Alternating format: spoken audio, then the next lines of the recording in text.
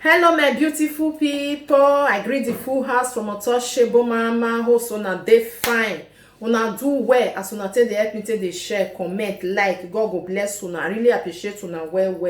Without una, who be me? Now the truth of the matter, I really appreciate una big. My people, this video where I go play for una, una go watch. Now the bad girl wey be house girl wey dey for Igbinedion. I know that lucky Igbinedion mother, that girl wey strangle the mother. Now the video, so I know say that thing wey happen that last year where the girl come. I know say the girl dey do babysitter, come thief money for the woman house. I think na 100,000. Then he come carry all his jewelries. He come carry stew for where that stew where they put for parlor. Use and take now the woman head wey come run, come go his sister place for village. Come go hide for them when they look for her. So they don't sentence the girl now. So I go play the video for now. More than listening to the video. For the people who don't remember what happened before, the video still there for my wall for there. You feel still check, may you see them.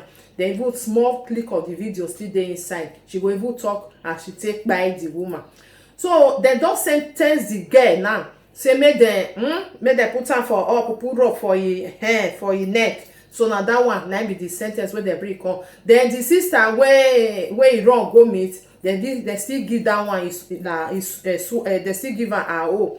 My brothers and sisters, una know say before you go give person your own life to hold, because this one na to hold your own life, because they give this girl na job they be give her. Person wey they no even know na job they be give her. Just to say if they work. This girl wetin her eye dey look for that house, no be to take care of that woman, na to rob am. Sorry my people, na to rob am, to carry something take knack the old woman head. The woman was I think 85 years or 80 years. Now the woman dey wey carry everything, he run, he go stay for his sister place. The money now no be say eat am now. You see the way his life come take end. I think the girl is just 20 or 25 years old girl wey just do this thing. So me dey even dey think, and my brothers and sisters they think can say maybe something dey under.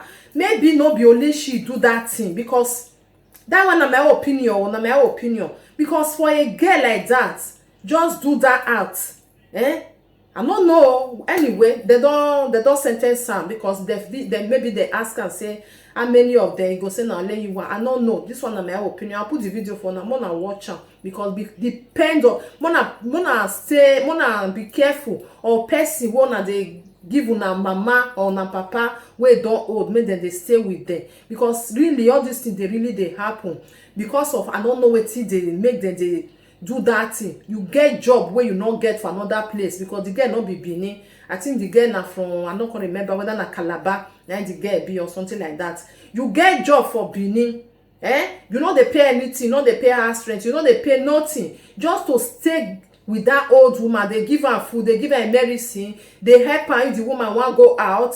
See the way we take end the life, because of waiting not be your own, your eye open. Your open eye, see wetin open eye they cause. So you see now they don't sentence am to make them anger.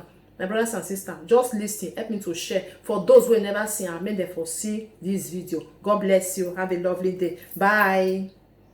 And head of prosecution team, Mr. Orobosa Okumbo. Dominion Okoro and her sister, Patience, were paraded by Edo State Police Command in connection with the murder of Madam Maria Oredola Igbinedion, during which the convict narrated her level of involvement.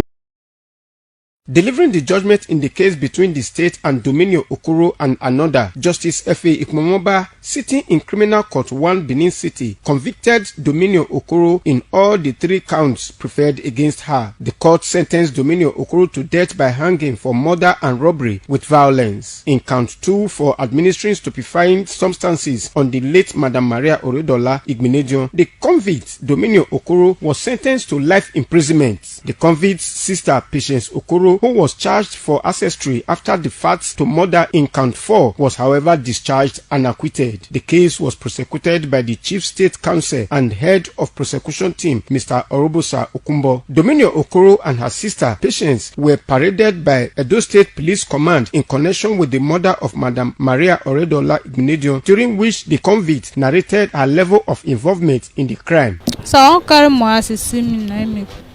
I say 100,000 and join me. Come dey shout. Come carry still knock am for you. The case has now been laid to rest following the conviction and sentencing of the culprits to death by hanging. Ikmomosa Ugiagbe reporting.